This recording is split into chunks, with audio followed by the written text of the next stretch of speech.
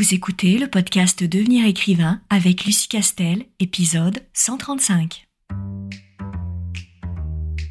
Bienvenue sur Devenir écrivain, le podcast pour démarrer et réussir votre carrière d'écrivain. Et maintenant, retrouvez votre animatrice Lucie Castel, autrice publiée à l'international, formatrice et conférencière.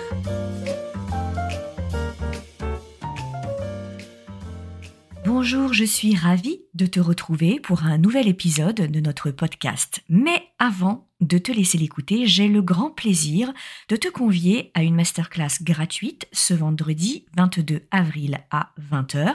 Et le sujet de cette masterclass va, j'en suis certaine, t'intéresser puisque je vais aborder, sans aucun tabou ni langue de bois, les différents moyens pour vivre de ces romans. Cette masterclass traitera à la fois de la carrière en maison d'édition traditionnelle, mais aussi de celle en auto-édition.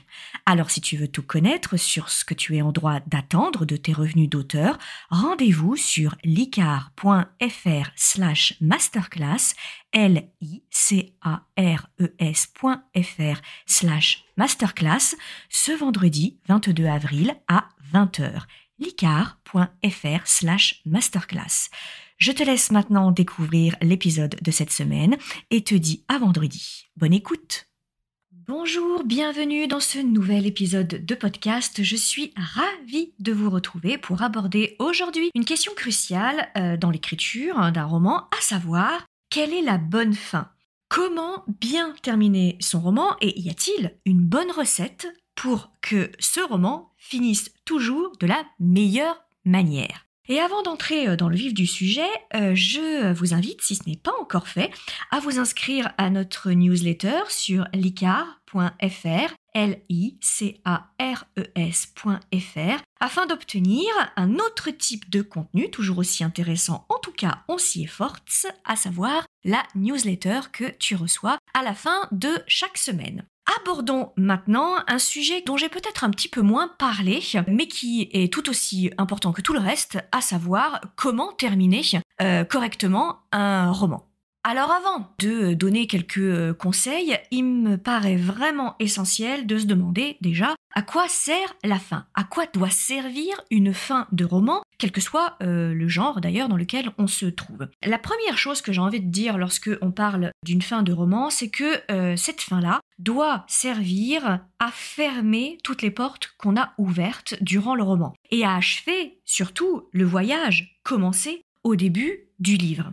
Pourquoi la fin est-elle véritablement cruciale alors que la fin, comme son nom l'indique, il s'agit vraiment d'un petit pourcentage infime qui se trouve à la fin d'une œuvre plus ou moins énorme d'ailleurs? Et pourquoi est-ce que cette fin est aussi importante? Tout simplement parce que c'est la dernière impression qu'elle laisse dans l'esprit du lecteur. Il quitte ton livre avec cette fin. C'est ce qui l'emporte avec lui pendant les heures et les jours, voire même parfois pour certains livres, les semaines à venir. Il est donc essentiel de traiter la fin de son roman avec autant de méticulosité et de précision que tout le reste. Et surtout pas se dire, finalement, la fin, peu importe, le voyage a déjà été tellement riche, j'ai déjà été tellement loin dans l'évolution de mes personnages, dans les péripéties qu'ils ont vécues, etc., que finalement, la fin, est-ce que c'est si important que ça quand on la replace au regard du reste de l'œuvre? Eh bien, oui, parce que si effectivement la fin, si on la rapporte au pourcentage, elle représente peu dans une œuvre entière, sauf que du fait que le lecteur finit sur cette note-là et qu'elle provoque la dernière émotion et l'ultime émotion avec lequel le lecteur va refermer le livre et il va partir avec elle, eh bien cette fin-là et l'impression qu'elle laisse au lecteur va d'une certaine façon colorer, connoter, influencer la totalité du reste de l'œuvre. Et si une fin est ratée ou pas à la hauteur du reste du roman, cette fin, au lieu de passer un peu inaperçue et de dire bon bah voilà, sur 350 pages, clairement les 10 dernières elles sont pas terribles, et ben ça va être exactement l'inverse. C'est-à-dire que le lecteur va lui surinterpréter cette mauvaise impression de fin, et cette mauvaise impression ou cette déception, cette désillusion va entacher tout ce qu'il aurait pu ressentir tout au long du roman. C'est en cela qu'il ne faut surtout surtout pas bâcler la fin, ou comme j'ai parfois entendu dire, moi j'écris un peu comme ça me prend, et puis je me laisse moi-même surprendre par la propre fin, et puis on voit un peu ce qui se passe. Moi je pense que c'est la pire des erreurs, parce que si on doit faire comprendre au lecteur que nous sommes les maîtres du jeu dans notre roman, et que nous, en tant qu'auteurs professionnels, notre travail consiste en la pleine maîtrise de notre narration et la pleine maîtrise des sentiments et du voyage provoqué dans l'esprit du lecteur, on ne doit évidemment pas lui laisser comme impression d'avoir été nous-mêmes, auteurs, surpris par notre propre fin, et que limite on ne l'avait pas vu venir. Si nous on ne la voit pas venir, notre fin, le lecteur ne la verra pas venir. Et attention, quand je dis qu'un lecteur ne voit pas venir une fin, c'est pas du tout une qualité. Parce que si le lecteur, une fois qu'on lui donne les révélations, se dit ok d'accord, en même temps je ne pouvais absolument pas me douter de ce qui allait se passer, très clairement, parce que j'ai aucune information durant le roman qui peut m'expliquer la fin du roman, et surtout maintenant que je connais le dénouement, je n'ai aucun signe avant-coureur, je n'ai absolument rien qui a été mis en place et qui pourrait expliquer la logique, la cohérence de la manière dont ça se termine. Ça, très clairement, c'est un désavantage. C'est ce qu'on appelle des fins gadgets, des fins dont je vais parler juste après, appelées Deus Ex Machina, qui sortent de nulle part. Alors, on a peut-être l'effet de « Ah oui, effectivement, je ne l'avais pas vu venir », mais uniquement parce que si je ne l'ai pas vu venir, c'est que je n'avais aucun moyen d'envisager la cohérence et la vraisemblance de ce type de fin, parce que rien dans le roman n'a été fait pour m'amener à cette révélation. Donc c'est évidemment ce qu'il faut éviter. Alors du coup, maintenant, on peut très bien se poser la question de « Ok, sachant cela, sachant l'importance de la fin dans un roman, qu'est-ce qui fait la bonne fin ? Qu'est-ce qu'on peut mettre en place ? Quels sont les outils qui peuvent nous aider à dire que pour ce roman-là, et quel que soit le genre encore une fois, c'est une bonne fin. Alors, parmi les qualités non négociables qu'une fin doit remplir, je dirais que vraiment, en tout premier lieu, cette fin, et quelle que soit cette fin, et quand je parle de bonne fin, on est bien d'accord que c'est pas forcément parce que la fin est heureuse, c'est-à-dire que on peut terminer le roman avec le drame le plus absolu, sans une once d'espoir à l'horizon, ou au contraire, on peut avoir une fin absolument guimauve et merveilleuse, et tout est bien dans le meilleur des mondes, ou au contraire avoir ce qu'on appelle une fin un peu douce amère, c'est-à-dire que ça se termine plutôt bien, mais il y a des zones qui sont un peu plus amères, un peu plus problématiques. Alors on peut vraiment tout envisager et on peut vraiment tout faire comme type de fin. En revanche, toutes les fins, quelles qu'elles soient, doivent absolument, pour être réussies, être logiques et cohérentes avec tout le reste de la narration. C'est-à-dire qu'on doit absolument éviter la fameuse fin très amateur, mais la fameuse fin type Deus Ex Machina, c'est-à-dire typiquement le jumeau maléfique qui sort du chapeau dans les 3 dernières phrases, sauf que dans le roman, absolument rien n'a été sous-entendu en aucune façon sur l'existence éventuelle d'un jumeau maléfique. Alors oui, c'est un peu facile, et le lecteur sait exactement ce qu'il se dira, c'est un petit peu facile de me faire une fausse fin cliff, une fausse fin waouh, quel retournement de situation, je ne l'avais pas du tout vu venir. Bah normal, je ne l'ai pas vu venir parce que je n'avais absolument aucun moyen d'envisager une telle fin. Et du coup, cette fin qui peut-être dans l'esprit de l'auteur est une fin qu'on appelle cliffhanger, donc ou une fin vraiment retournement de situation de folie, mais c'est tout simplement parce que absolument rien dans le roman ne préparait à ça. Et du coup, quand on arrive à cette fin, le lecteur, il va quand même l'analyser, cette fin. Il va pas juste se contenter d'en prendre connaissance. Derrière, il va un peu la replacer, bien entendu, dans tout ce qu'il a lu tout au long du roman. Et là, il va se dire, il n'y a pas moyen, mais ça colle pas, en fait. Hein. Sur le papier, ça ne colle pas. Même avec le dénouement, et j'ai le dénouement, donc j'ai toutes les pièces du puzzle, il n'y a absolument rien qui me manque. Eh bien, avec toutes les pièces du puzzle, il n'empêche que je ne comprends toujours pas comment on en est arrivé à cette fin-là. Et du coup, la première envie, le premier souhait de l'auteur qui était de surprendre le lecteur avec une fin qu'il n'a pas vu venir, ça passe complètement à côté parce que le lecteur va se dire « Ouais, enfin bon, c'est un petit peu de l'arnaque. Je ne pouvais de toute façon pas imaginer ce type de fin. » Donc alors oui, il me parle d'un jumeau maléfique, mais il aurait très bien pu me parler d'extraterrestres. Par exemple, ça aurait été pareil parce que de toute façon, elle sort tellement du chapeau que je ne pouvais de toute façon pas la prévoir. Alors, Dit comme ça a l'air d'être un peu un conseil de base, mais je peux te garantir que pour en avoir lu un encore il y a assez peu de temps, ces fins que moi j'appelle des fins d'arnaque, très clairement, c'est assez courant. Alors ça se fait de façon un peu plus subtile que le jumeau maléfique ou les extraterrestres qui sortent du chapeau à la dernière minute, évidemment, mais on est quand même un peu dans cette idée-là hein, de la fin qu'on ne s'explique pas. C'est-à-dire même avec toutes les pièces du puzzle, nous, en tant que lecteurs, on est complètement passif et on dit « Ok,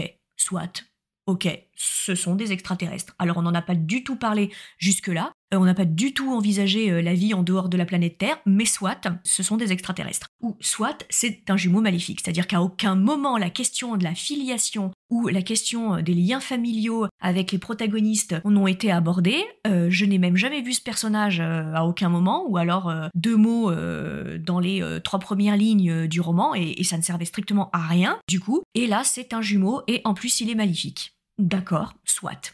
Et donc là, il y a un côté complètement désincarné qui fait qu'on rompt le lien, qu'on a mis tout un roman à mettre en place et à tisser entre le lecteur et la narration, l'intrigue, et les personnages qui portent l'intrigue. Et alors là, on le sort complètement de ce lien en lui sortant de nulle part une fin qui n'est pas du tout raccrochée au fil conducteur du roman, c'est-à-dire à son intrigue et à ses personnages. Là où une fin prend tout son sens et prend toute sa puissance, c'est lorsque, effectivement, le lecteur ne l'a pas vu venir, mais lorsque on lui donne la solution, lorsqu'il a toutes les pièces du puzzle et que donc il a le motif général de l'intrigue qui lui est révélé, alors là, il se souvient qu'effectivement, à intervalles très réguliers dans le roman, il y avait quelques signes qu'il aurait dû voir si il avait eu dès le départ la solution et le dénouement. Comme il ne l'avait pas et qu'il n'était pas en capacité de voir l'intrigue dans son ensemble, il est passé complètement à côté de ces indices. Mais maintenant qu'il a la solution, et c'est jouissif pour un lecteur, maintenant qu'il a la solution, il se dit « Mais bien sûr, c'était sous mes yeux depuis le début. Depuis le début, l'auteur ou l'autrice me le disait. Elle ou il me disait comment ça allait se terminer. Sauf que lui ou elle, l'auteur ou l'autrice, est tellement subtil, maîtrise tellement bien sa narration et sait tellement bien où il ou elle va que je ne pouvais pas comprendre ces signes. Mais maintenant que j'ai la solution, j'aurais pu les voir. Si j'avais été aussi intelligent que les personnages, que l'enquêteur, etc., j'aurais pu le voir. Et donc, la fin me surprend d'autant plus que je me dis « Ouais, c'est quand même drôlement bien ficelé. C'est quand même bien joué de la part du lecteur. » Et c'est en cela que je parle d'arnaque. Et j'espère que tu as bien compris le sens dans lequel j'employais ce terme qui est sciemment fort dans ce contexte-là. C'est qu'il ne faut pas que le lecteur se sente floué. Et que du coup, parce que le lecteur qui est attentif, lui, tout au long du roman, si on a bien fait les choses, il est impatient de connaître la fin. Il veut savoir comment est-ce que ça se termine. C'est-à-dire que lui, tout au long de la lecture, si on a bien réussi cette connexion entre lui, l'intrigue et les personnages, normalement, à toutes les pages, il est censé se dire « Oh là là, mais comment ça va se terminer ? Mais est-ce que l'histoire d'amour va finalement bien se terminer ? Est-ce que mon jeune héros va trouver qui est derrière tout le mal qui se passe dans le monde ? Est-ce qu'il va réussir à utiliser ses pouvoirs magiques ? Est-ce qu'il va avoir la solution à l'énigme ? Etc. etc. Est-ce qu'on va découvrir le fameux secret de famille qui est enfoui et qu'on sent sous-jacent tout au long du texte ? Donc, normalement, le lecteur est attentif, il a acheté le roman, donc il est attentif, il va réfléchir, il va essayer de creuser, il va essayer d'anticiper, il va essayer d'imaginer et d'envisager plusieurs options, etc.